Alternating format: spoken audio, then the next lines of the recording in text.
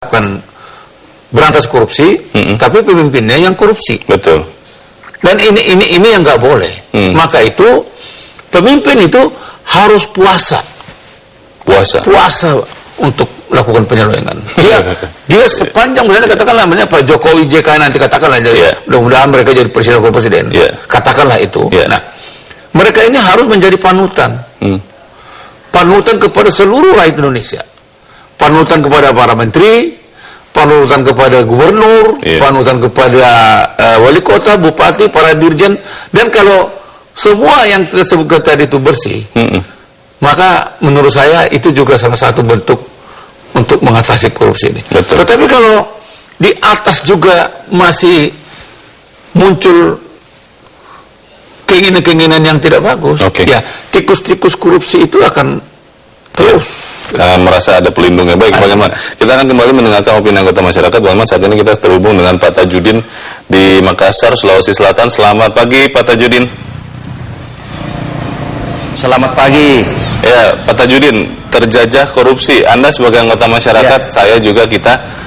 Bagaimana Pak, Anda merasa kok suasana Indonesia sekarang? Apakah memang sulit sekali atau mustahil kita bisa bebas dari penjajahan korupsi, atau apa yang harus kita lakukan supaya kita bebas dari penjajahan itu, Pak Tajudin? Jadi kalau saya begini Pak ya, korupsi di Indonesia ini menurut saya salah satu penghalang untuk memberantas korupsi itu karena kalau kita mau memberantas korupsi, maka yang memberantas dulu itu yang harus bersih. Nah, saya mengutip pendapatnya almarhum Profesor Ahmad Ali. Dulu dia mengatakan bahwa korupsi itu tidak bisa diberantas, ibarat sapu kotor membersihkan lantai kotor. Nah, sekarang ini faktanya, kita lihat selain KPK ya, maaf ya, kalau KPK itu kita sudah jamin bahwa di sana jelas bersih. Tetapi penegak hukum yang lain itu agak susah.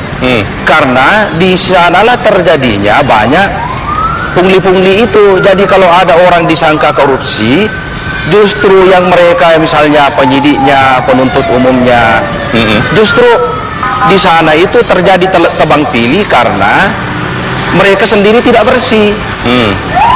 Kalau sekarang ini ada yang agak baik itu lumayan.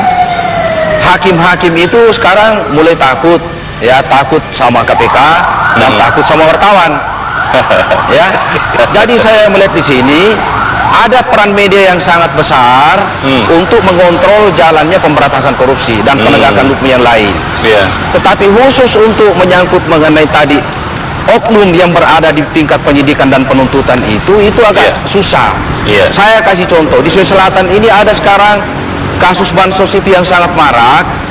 Saya mendapat pengaduan dari beberapa oknum anggota dewan yang ada namanya dalam daftar-daftar yang diduga terlibat di situ, menyatakan kepada saya bahwa mereka itu sudah diperas. Nah, saya justru sekarang menggoda mereka supaya dia mau bicara. Saya akan bawa dia ke KPK supaya dia mau bongkar siapa yang meras dia di tingkat penyidikan itu. Nah, inilah yang jadi masalah, bagaimana mungkin negara ini bisa dibersihkan dengan sapu kotor. Lantainya kotor, sapunya juga kotor, ya akhirnya kotor terus. Yang merugikan rakyatnya. Nah, yang kedua juga ini ada soal misalnya siapa yang bicara mengenai soal korupsi. Saya dengar tadi pembicara sebelum saya bahwa ini perlu ada panutan. Termasuk orang-orang yang bicara soal korupsi, dia juga harus mengerti itu. Saya maaf saja ya, misalnya ada narasumber, misalnya dari LSM atau siapa, ya asal bunyi juga, dia tidak ngerti itu apa sebenarnya yang dimaksud dengan korupsi. Termasuk juga teman-teman media yang seenaknya juga mengangkat, akhirnya hanya dorongan-dorongan media dan LSM. Ada kasus yang sampai ke pengadilan, akhirnya juga bebas, karena memang juga buktinya minim. Ini juga masalah. Jadi kalau saya harus semuanya itu komprehensif. Orang yang mengamati korupsi juga harus mengerti soal hukumnya. Dan juga ya maaf ini saya mohon supaya kawan-kawan nanti, karena saya mendengar tadi dari teman bahwa juga di media itu orang-orang yang menangani soal pemberantasan korupsi itu juga harus dia profesional mengerti masalah korupsi. Baik, berarti harus sama-sama bersih untuk membersihkan yang kotor-kotor. Pak Tajudin, terima kasih sudah berbagi bersama kami dari Makassar. Selamat pagi Pak Tajudin. Ya, Bang Herman, tadi Pak Tajudin mengatakan sapunya harus bersih karena sapu kotor akan membuat tambah kotor, begitu. Bagaimana, Bang? Ya, teorinya memang harus seperti itu, tidak ada jalan lain. Ya makanya sebetulnya dulu kan SBY kan ketika memulai jadi presiden kan dia akan bilang saya akan menggunakan sapu bersih. Dan sapu bersih itu dimulai dari lingkungannya kan gitu kan. Ya itu yang saya katakan. Jadi kita pemberantasan ini harus dimulai dari diri kita dulu. Betul. Kalau diri kita nggak bersih, bagaimana kita bisa mengharapkan orang lain bersih? Maka itu tadi ada juga yang menarik kata Pak Tajudin. Memang tidak cukup hanya KPK.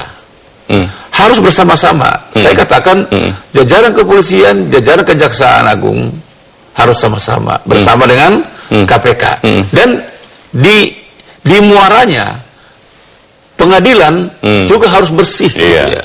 Nah, itu kita katakan pengadilan juga tidak boleh menghukum terlalu ringan. Harus mengoptimalkan, memaksimalkan perundang-undangan itu. Jadi kalau katakanlah kan saya kata kecuali pidananya, pidana umumnya, pidana korupsinya, juga tindak pidana pencucian uang. Kalau dua-duanya ini sama-sama dimaksimalkan, otomatis orang akan jerah. Gitu. Baik, mengenai hukuman yang masih belum membuat jerah itu nanti kita akan bahas lebih jauh, Bang Herman, tapi kita harus jeda dulu, dan pemirsa tetaplah bersama kami, Bedah Editorial akan melanjutkan sesaat lagi.